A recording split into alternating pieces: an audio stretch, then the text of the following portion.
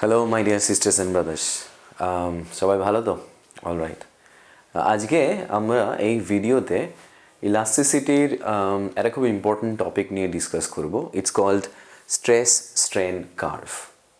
তো স্যার, এই কার্ভটা কোথা থেকে এলো, কী করে ড্র করা হলো, এই কার্ভটা কী ইন্ডিকেট করে, আমরা সব আস্তে আস্তে ডিসকাস করব।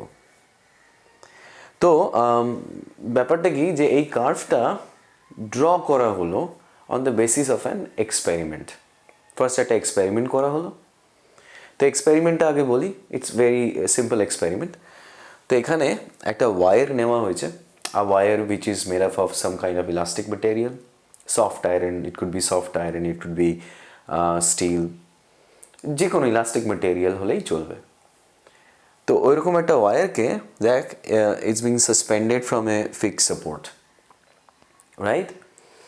এবার এই ওয়ারের ফ্রি এন্ডে একটা লঙ্গিটিউডিনাল ফোর্স অ্যাপ্লাই করা হয়েছে।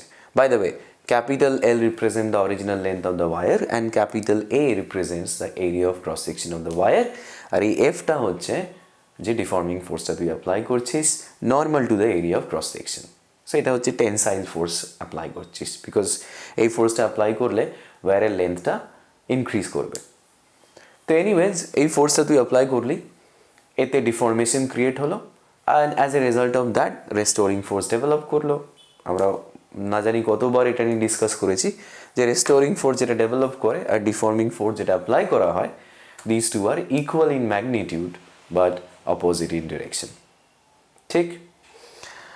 তো এবার যেটা করা হয় আর কি এক্সপেরিমেন্টে, সেটা হচ্ছে যে এই যে অ্যাপ্লাইড যে ফোর্সটাকে, সেটা স্মল স্টেপে আস্তে আস্তে ইনক্রিজ করতে থাকে। তো ইলংগেশনও আস্তে আস্তে ইনক্রিজ করতে থাকে, কনসিকুয়েন্টলি রেস্টোরিং ফোর্স যেটা, সেটাও আস্তে আস্তে ইনক্রিজ হতে থাকে। তো যে কোনো এক্সপেরিমেন্টে গ্রাফ প্লট করার জন্য একটা টেবিল বানাতে হয়। তো ওরা একটা টেবিল বানায়, টেবিলে 4টে কলাম প্রবাবলি বানায়। একটা column applied force, another one is deformation, another one is, third one is strain, and the final one is stress. তো আমি অ্যাপ্লাইড ফোর্সটা ইনক্রিজ করছি, তো ওটাই ফার্স্ট কলামে আমি রেকর্ড করতে থাকবো। করসপন্ডিং ডিফরমেশনটা আমি নোট ডাউন করতে থাকবো। করসপন্ডিং যে স্ট্রেনটা প্রডিউস হবে সেটাও আমি আরামসে নোট ডাউন করতে পারবো, বিকজ আই নো স্ট্রেন তো এই কলাম থেকে আমি পেয়েই যাব, আর অরিজিনাল লেন্থ আমার জানাই আছে। তো যখনই কোনো স্ট্রেন প্রডিউস হবে, যখনই কোনো ডিফরমেশন প্রডিউস হবে, আমি ওকে অরিজিনাল লেন্থ দিয়ে ডিভাইড করে দেবো, তো আমি করসপন্ডিং স্ট্রেনসগুলো পেতে থাকবো। অ্যান্ড অফকোর্স ইয়েস, স্ট্রেসও আমি আরামসে এখানে নোট ডাউন করতে পারবো। কী করে নোট ডাউন করবো? স্যার, স্ট্রেস তো restoring force by area, but then again restoring force and deforming force are equal. তো আমি কত ফোর্স অ্যাপ্লাইড করছি, কীভাবে ওটাকে ইনক্রিজ করছি, কোন ইনস্ট্যান্টে ফোর্স কত, সেটা তো আমি এখানে নোট ডাউন করেই রাখছি। তো যখনই আমি কোনো একটা করসপন্ডিং ফোর্সের স্ট্রেস বার করব, আমি এই কলামে যাব, অ্যাপ্লাইড ফোর্স বাই এরিয়া করে আমি ওই স্ট্রেসটা পেয়ে যাব। সো এনিওয়েজ, এরকমভাবে অনেকগুলো ডেটা কালেক্ট করা হলো। কালেক্ট করার পর ওই যে লাস্ট যে দুটো কলাম, ওই কলামের বেসিসে একটা গ্রাফ প্লট করা হলো। এখন হুকস বলে গেছেন, হুকস কি বলেছেন হোপফুলি তোদের মনে আছে, within elastic limit stress is proportional to strain. তার মানে স্ট্রেস স্ট্রেনের উপরে ডিপেন্ড করে। তো ওই জন্য যখন এই গ্রাফটা প্লট করা হচ্ছে, as independent quantity strain is plotted along x-axis, and as dependent quantity stress is plotted along y-axis. তো এই গ্রাফটা একটা কিছু আমরা গ্রাফ পাবো on the basis of final two columns. এই গ্রাফটা কি ইন্ডিকেট করে? এই গ্রাফটা তোকে বলে দেয় যে how a certain material deforms when you increase the deforming force, মানে ওর নেচারটা বলে দেয়, ওয়ারের ইলাস্টিক নেচারটা, অর ফর দ্যাট ম্যাটার একটু পরেও আমরা দেখব ইলাস্টিক প্লাস্টিক এন্টায়ার নেচারটা ও বলে দেয়, মানে এই গ্রাফটা তোকে বলে দেবে। ঠিক আছে? তো এই গ্রাফটা কীরকম হয়, দেখতে কীরকম হয়? তো অবভিয়াসলি যখন আমরা স্টার্ট করবো এক্সপেরিমেন্ট, ডিফর্মিং ফোর্স খুব একটা লার্জ হচ্ছে না, আমি আস্তে আস্তে ইনক্রিজ করছি। তো initial region of the graph will be a straight line like this. ধর এটা ও থেকে up to a certain point A অবধি চললো। তো এটা এরকম স্ট্রেট হলো কেন? বিকজ আমি জাস্ট প্র্যাকটিক্যালটা স্টার্ট করেছি, ডিফর্মিং ফোর্সও এখনও সেইভাবে ইনক্রিজ করিনি, তার মানে I am well within elastic limit. And remember what Hooke said, as long as you are well within elastic limit, stress is proportional to strain. তো স্ট্রেসটাকে প্লট করা হয়েছে ওয়াইতে, strain is plotted along X, and you know when Y is proportional to X you get a straight line passing through the origin. তো ওই জন্য initial রিজিয়নটা আমি কি পেলাম, একটা স্ট্রেট লাইন পেলাম। এই রিজিয়নটা হুকস লকেই ভ্যালিডিটি দিল, তাই না? এই রিজিয়নে stress is proportional to strain. ঠিক আছে, তাহলে এই রিজিয়নে আমি লিখতে থাকছি রেজাল্টটা। তাহলে এই রিজিয়নে, কোন রিজিয়নে স্যার? ফ্রম ও টু এ। রিজিয়নটা কীরকম স্যার? Straight region. তো স্ট্রেট রিজিয়ন হলে কি হলো স্যার? না এই রিজিয়নে হুকস ল ওবে করা হচ্ছে। So let me write that, Hooke's law is obeyed, meaning stress is proportional to strain. ঠিক আছে, বডি এখনো ইলাস্টিক আছে। এটা চেক করা যায়, গ্রাফ থেকেও চেক করা যায় যে বডি ইলাস্টিক আছে কি নেই। কী করে চেক করবো? দেখ, আমি ও থেকে এর মধ্যে যে কোনো একটা পয়েন্ট ধর কনসিডার করে নিলাম। লেটস সে আমি পয়েন্ট পি কনসিডার করলাম। হ্যাঁ, তো তাহলে কী হবে স্যার? এই পয়েন্ট পি এর করসপন্ডিং স্ট্রেন আর স্ট্রেস কোঅর্ডিনেট তুই গ্রাফ থেকেই পেয়ে যাবি। কি করে পাবি? তো পি থেকে you draw a normal on strain axis, another normal on stress axis, তাই না? তো এই যে পয়েন্টটা, এটা স্ট্রেন কোঅর্ডিনেট দিচ্ছে, এই পয়েন্টটা কি দেবে? স্ট্রেস কোঅর্ডিনেট দেবে। তো ধর strain coordinate is x, stress coordinate is Y. তার মানে কি বলছে আমাকে? যে যখন আমি ওয়ারে ডিফর্মিং ফোর্স অ্যাপ্লাই করে এই স্ট্রেনটা প্রডিউস করব, তখন যে করসপন্ডিং স্ট্রেসটা ডেভেলপ করবে তার ভ্যালু হচ্ছে ওয়াই। ঠিক স্যার, এটা জেনে কি করবেন? স্ট্রেস জানতে পারলেই কিন্তু আমি ডিফর্মিং ফোর্স জানতে পারবো, because you know stress is equal to restoring force by area, but restoring force and deforming force are equal in magnitude, so stress is also equal to deforming force per unit area. তো stress জেনে নিলাম, corresponding deforming ফোর্সটাও জেনে নিলাম। এবার কি করবেন sir? এবার এই ডিফর্মিং ফোর্সটা কমপ্লিটলি রিমুভ করে দেয়। বডি যদি ইলাস্টিক হয় তাহলে কিন্তু ওয়ারটা কি করবে? very easily it will regain its original length, it will go back to its original length, যেটুকু স্ট্রেন হয়েছিল জিরো হয়ে যাবে। তার মানে ও থেকে পি অবধি গ্রাফটা যে লাইনটাকে, যে স্ট্রেট লাইনটাকে ফলো করে গেছে, আমি যখন ডিফর্মিং ফোর্সটা রিমুভ করে নিচ্ছি, পয়েন্ট পি এর করসপন্ডিং ডিফর্মিং ফোর্সটা রিমুভ করে নিচ্ছি, স্ট্রেন আবার জিরো হচ্ছে। মানে এই গ্রাফটা নিজেকে আবার রিট্রেস করতে করতে পয়েন্ট ওতে ফিরে আসবে, তাই না? পয়েন্ট ওতে X and Y both are zero, মানে strain zero, therefore stress is also zero. বোঝা গেল? তুই তো ডিফর্মিং ফোর্স কমপ্লিটলি রিমুভ করেছিস, তাহলে স্ট্রেসটা তো জিরো হয়েই গেছে, তাই জন্য গ্রাফটা পয়েন্ট ওতে চলে এসছে, বিকজ স্ট্রেনও জিরো হয়ে গেছে। বোঝা গেল? সো এইভাবে গ্রাফ আমি ড্র করব, বাট যে কোনো ইনস্ট্যান্টে গ্রাফ থেকে যদি তোর মনে হয় যে বডি কি ইলাস্টিক আছে এখনও, চেক করার জন্য এই মেথডটা অ্যাপ্লাই করা যেতে পারে। তো এনিওয়েজ, তো যেটা বলছিলাম, এই যে স্ট্রেনের প্রপোর্শনাল, এটা চললো হচ্ছে আপ টু পয়েন্ট এ অবধি। তো এই পয়েন্ট এটাকে অনেকে বলে limit of proportionality, limit of proportionality, or আমরা ইজি করে এটাকে লিমিট অফ হুকস লও বলতে পারি। ওকে, সো পয়েন্ট এ কে ক্রস করার পর দেখ গ্রাফটা একটু কার্ভ হয়ে গেছে। তো এই কার্ভ রিজিয়নকে ইন্ডিকেট করে, number one, stress is no longer proportional to strain, otherwise the graph would have been a straight line. আরামসে বোঝাই যাচ্ছে।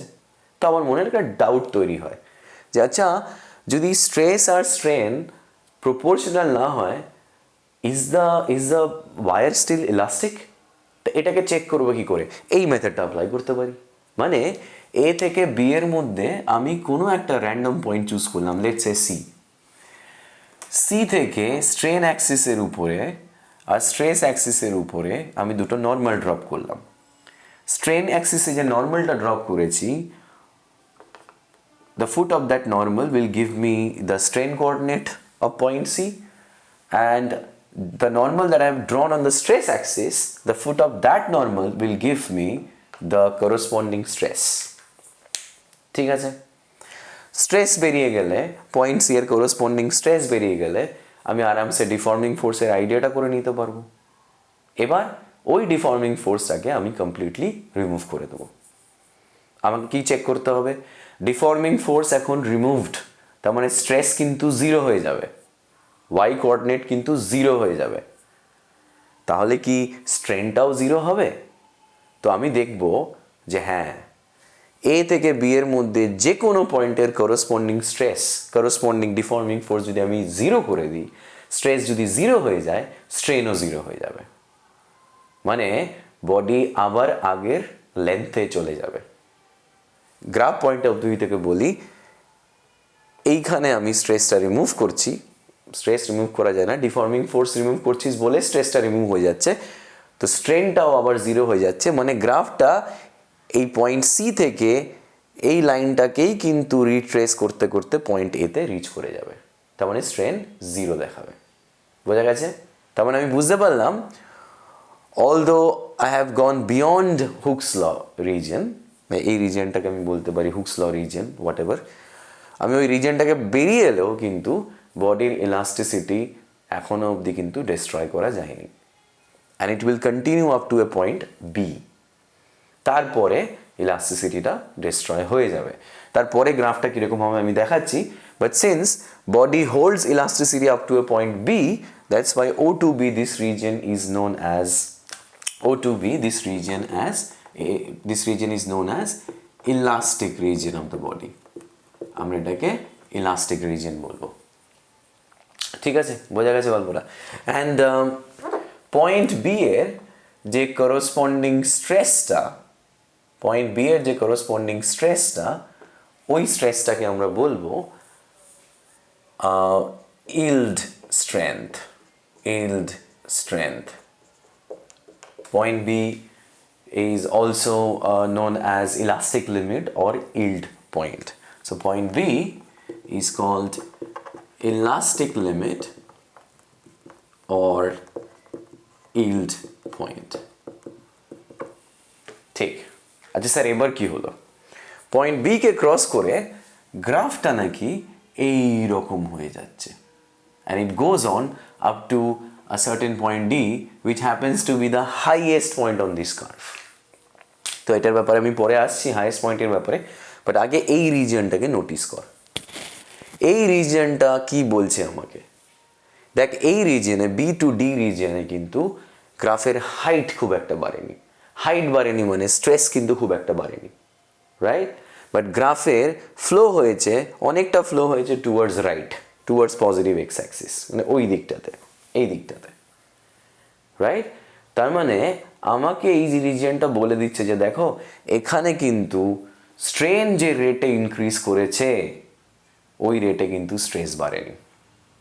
তার মানে আমি B to D deforming force খুব একটা না ইনক্রিজ করলেও স্ট্রেন কিন্তু র্যাপিড রেটে ইনক্রিজ করে গেছে।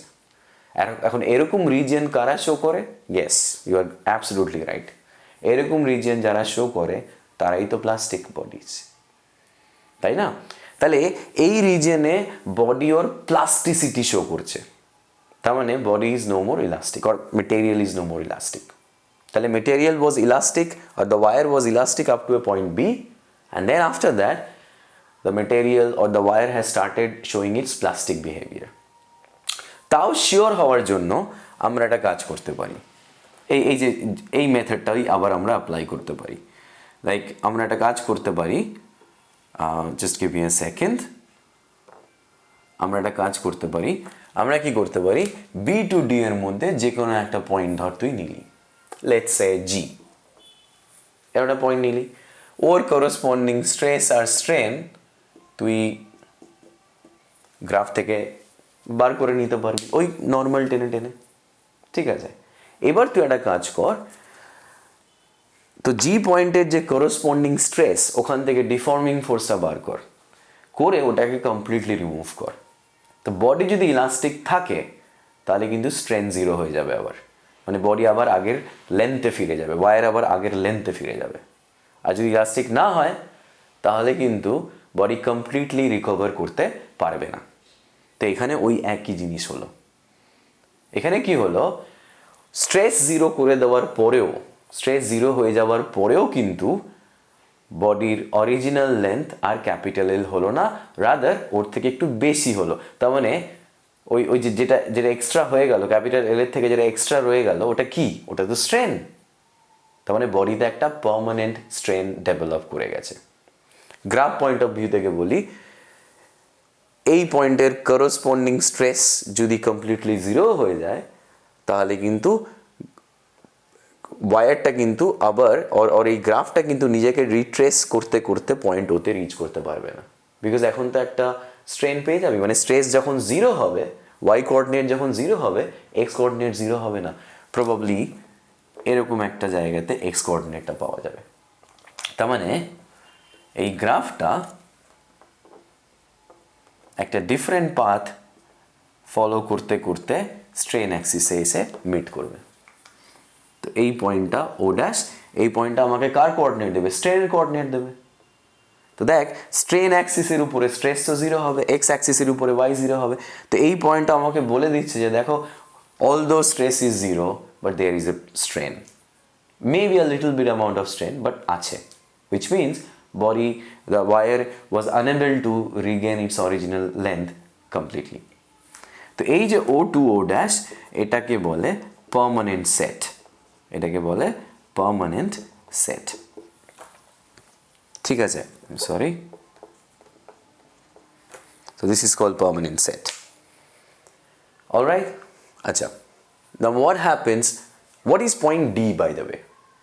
তো স্যার একটু আগে বলছিলেন point D happens to B the highest point on the curve. তো এই হাইয়েস্ট পয়েন্টের মানে কি? তো হাইয়েস্ট পয়েন্ট মানে হচ্ছে, ভেবে দেখ, এই পয়েন্টের যে করসপন্ডিং স্ট্রেস, রাইট, ওটা কি? That's the highest stress, the maximum stress a body can endure before it ব্রেকস down. তো ওই জন্যই তো হাইয়েস্ট। মানে এই পয়েন্টের করসপন্ডিং স্ট্রেস বার করলি, ওর থেকে ডিফর্মিং ফোর্সটা বার করলি, তো এবার অ্যাপ্লাইড ফোর্সটা যদি এই পয়েন্টের ডিফর্মিং ফোর্সের থেকে আরেকটু ইনক্রিজ করিস, তাহলে বডি উইল সাডেনলি ব্রেক, টক করে বডিটা ভেঙে যাবে। বোঝা গেছে? সো এই পয়েন্টের, এই পয়েন্ট ডি এর, which is the highest point on the curve, এর যে করসপন্ডিং স্ট্রেসটা, এটাকে বলা হয় ultimate, this is called ultimate tensile strength. So what is ultimate tensile strength? The maximum stress the wire can endure, or the material of the wire can endure before it completely breaks. ঠিক? আচ্ছা, তো যখন আমরা এই point ডিতে rich করে গেলাম, ঠিক, তো তার মানে right now the stress developed in the body is the highest stress. তো আমি এর থেকে বেশি স্ট্রেস আর ডেভেলপ হতে দেবো না, মানে আমি এর থেকে বেশি ডিফর্মিং ফোর্স আর বাড়াবো না, otherwise the body will immediately break down. ঠিক? তো এবার আমি কি করতে পারি? সো এবার আমি মেবি আউট অফ কিউরিওসিটি আমি ডিফর্মিং ফোর্সটা আস্তে আস্তে কমাতে থাকলাম। তো আমার এক্সপেকটেশন কী হবে? যে স্যার এখন ডিফর্মিং ফোর্স কমছে, স্ট্রেস কমছে, স্ট্রেন কমার কথা, বাট আমি অবাক হয়ে দেখলাম এই রিজিয়নটা এইরকম হয়েছে। তো এটা কি ইন্ডিকেট করছে? এটা ইন্ডিকেট করছে স্ট্রেস কমছে, বাট স্ট্রেন কিন্তু এখনো অবধি বেড়েই যাচ্ছে, আর এটা চললো up to a certain point E অবধি। তো এটা খুব পিকুলিয়ার রিজন যেটা ওয়ার শো করছে। তো অনেক অথর বলেন, in this region the wire behaves like a viscous liquid. তো এইরকম কথা কেন বলছেন? তোরা জাস্ট মনে কর যে what is the basic difference between liquid and a solid in terms of interatomic force. In a solid, the interatomic force between two atoms are pretty high, so it's difficult to create separation between the two atoms of a solid. Whereas in liquid, the interatomic force between two atoms is comparatively smaller, solid এর থেকে তো smaller. তো জন্য in case of liquid দুটো অ্যাটমসের separation create করা সলিডের থেকে তো easy. তো এখানে বলছে the wire behaves like a viscous liquid. হানির কথা মনে কর, হানি কি করে ফ্লো করে এক জায়গা দিয়ে, ওরকমভাবে নাকি ওয়ারটা ফ্লো করছে। ফ্লো করছে মানে কি হচ্ছে? মানে ওয়ারটা খুব র্যাপিডলি থিন হতে থাকছে, খুব ফাস্ট থিন হতে থাকছে, রাইট? তো দাবিটা কি? দাবি হচ্ছে এই রিজনটাতে ওই ওয়ারের যে যে যে নেবারিং অ্যাটমসগুলো আছে, ওই অ্যাটমসের মধ্যে সেপারেশনটা খুব ফাস্ট ইনক্রিজ হচ্ছে, যদিও তুই ডিফর্মিং ফোর্সটা কমিয়ে দিয়েছিস অলরেডি। তো এটা কেন হচ্ছে? বিকজ এই সময় যেটা হয়, ওয়ারে না জায়গায় জায়গায় নেক অ্যান্ড ওয়েস্ট ফর্মেশন হয়। মানে আমি যদি দেখাই, ধর এরকম জায়গায় জায়গায় লোকাল এরকম নেক অ্যান্ড ওয়েস্ট ফর্মেশন স্টার্ট হয়, এরকম আর কি, জায়গায় জায়গায় একটা থিনার হয়ে যায়। তাতে হয়টা কি, দেখ এরিয়া অফ ক্রস সেকশন কিন্তু কমে যাচ্ছে।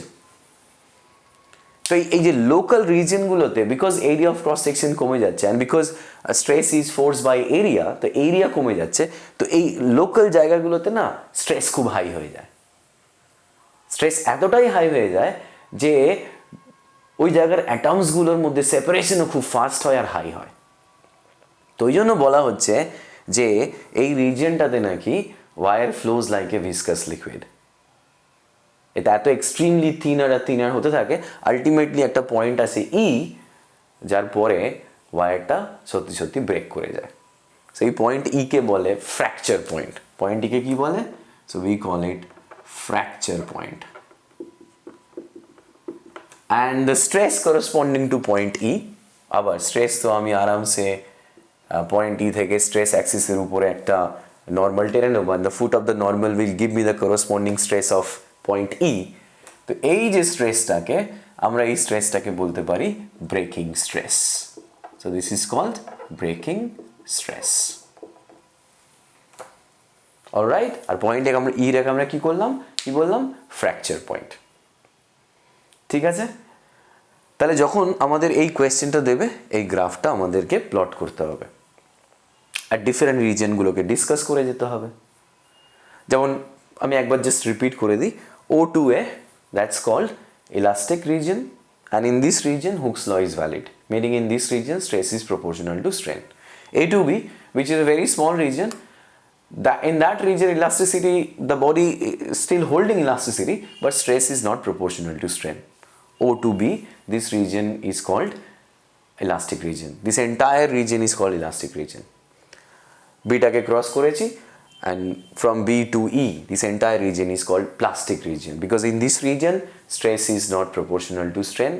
এটা তো হলোই না, বাট যেটা এই রিজন বলছে যে স্ট্রেন খুব হাই রেটে স্ট্রেন ইনক্রিজ করছে, ওই রেটে স্ট্রেস ডেভেলপড বেশি হচ্ছে না। Point D, point B, after which the body becomes plastic, it's called elastic limit.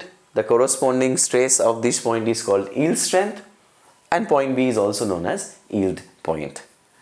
D, which is the highest point on the curve, the corresponding stress of point D is called ultimate tensile strength. So this is the maximum stress a body can endure before it breaks down. What happens after D? The wire behaves like a viscous liquid. এরকম local neck and West formation start হয়। তো যে অ্যাটমসগুলো আছে, ওই অ্যাটমসগুলোর মধ্যে relative displacement খুব high হয়। এই রিজিয়নে যে রেটে স্ট্রেন বাড়ে, ওই রেটে স্ট্রেস বাড়ে না, রাদার আমরা ডিফর্মিং ফোর্সটাকে কমাতে গেছিলাম, কমিয়েওছি, বাট স্ট্রেনকে কমানো গেল না। স্ট্রেন কিন্তু বেড়েই গেল, ওয়ার থিনার হয়েই যাচ্ছে, নেক অ্যান্ড ওয়েস্ট ফর্মেশন হয়েই যাচ্ছে, অ্যান্ড দেন ইভেনচুয়ালি আমরা পয়েন্ট ইতে রিচ করে যাচ্ছি, যেখানে ওয়ারটা ফ্র্যাকচার হয়ে গেল। তো ইটাকে আমরা বলছি fracture point, and year corresponding যে স্ট্রেংথ ওটাকে আমরা, স্ট্রেস ওটাকে আমরা বলছি ব্রেকিং স্ট্রেস। তো এই যে গ্রাফটা আমরা প্লট করেছি, which is a stress strain curve, এটা বলে রাখা ভালো যে it will be different for different materials.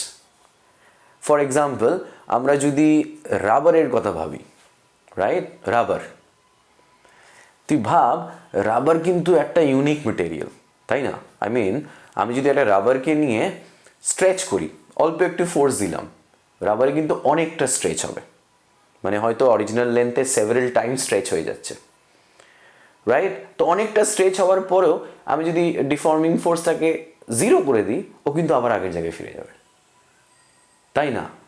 তো এরকম আমি করেই যাব, একটু স্ট্রেচ করলাম, অনেক মানে একটু ফোর্স দিলাম, অনেকটা স্ট্রেচ হলো, আর ফোর্সটা একটু বাড়ালাম, আরও স্ট্রেচ হলো। যতবার স্ট্রেচ হচ্ছে আমি ফোর্স ছাড়ছি, আগের জায়গায় ফিরে আসছে। তার মানে রাবারের পুরো রিজিয়নটাই কিন্তু দেখ elastic region, almost elastic region, তাই না? বিকজ এরকম করতে করতে একটা সার্টেন ইনস্ট্যান্টে ডিফর্মিং ফোর্সটা এতটাই লার্জ হয়ে যায়, রাবার সাডেনলি ব্রেকস ডাউন, ছিঁড়ে যায়, ব্রেক করে যায়। তার মানে রাবারের মতো মেটেরিয়ালের কিন্তু কোনো রকম প্লাস্টিক রিজিয়নই নেই, পুরোটাই কিন্তু ইলাস্টিক রিজিয়ন।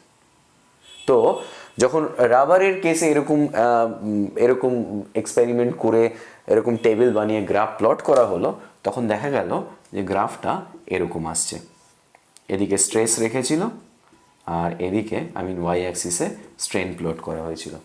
তো গ্রাফটাও বলছে মেবি স্টার্টিংয়ে একটা স্ট্রেট লাইন পাবি, মেবি, তো ওই রিজিয়নটা মেবি ইলাস্টিক, ওই রিজিয়নটাতে maybe Hooke's law valid, maybe, but পুরোটাই এরকম কার্ভ। তার মানে পুরোটাই কিন্তু ইলাস্টিক রিজন। আর এই কোনো জায়গাতেই মানে অলমোস্ট কোনো জায়গাতেই কিন্তু রাবার হুকস ল ফলো করে না, আদারওয়াইজ স্ট্রেট লাইন তো পেতাম। আর এর কোনো প্লাস্টিক রিজনও নেই। তো এরকম বিহেভিয়ারের জন্য রাবারকে ওরা ইলাস্টোমার বলে ডাকে, elastomer. Another example of elastomer is the large tissue of aorta, যেটা আমাদের হার্টে থাকে। এর জাস্ট একটা এক্সাম্পল, আমি খুব একটা বেশি এই এওটা ফেওটার ব্যাপারে জানি না, বাট বলে আর কি, that thing is also elastomer, জেনে রাখতে তো দোষ নেই, রাইট? আচ্ছা, এইখানে এই কার্ভটাতে একটা জিনিস যেটা বলা হয়নি, দেখ কিছু মেটেরিয়ালস আছে যাদের জন্য এই ডি আর ই এই পয়েন্টটা খুব ক্লোজে থাকে, মানে ডিকে ক্রস করেই হয়তো একটু যেতে না যেতেই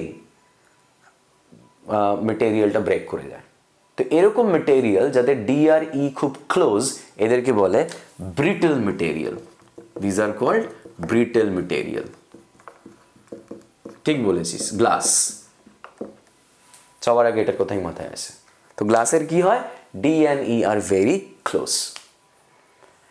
And on the other hand, there are some materials like gold, silver, এরকম টাইপের মেটেরিয়ালের কথা ভাব, এরকম টাইপের মেটেরিয়ালদের কিন্তু ডি আর ই এই সেপারেশনটা অনেকটা লার্জ। তার মানে এদের ইজিলি ব্রেক করা যায় না, হ্যাঁ কি না? তো লোকে যে রিং পরে, হাতে যে রিং পরে which is made of gold or silver, তুই চিন্তা করে দেখ, out of A lump of gold and silver ওটাকে পিটিয়ে না জানি কতগুলো প্রসেসের মধ্যে দিয়ে গিয়ে তারপর হয়তো ওইরকম পাতলা একটা রিং বানিয়েছে। তার মানে এই টাইপের জিনিসগুলোকে, এই টাইপের মেটেরিয়ালগুলোকে ইজিলি ব্রেক করা যাচ্ছে না, and they can be beaten into thin sheets. ঠিক বলছি কিনা বল? সো এইরকম মেটেরিয়ালসগুলোকে বলা হয় ডাকটাইল মেটেরিয়ালস।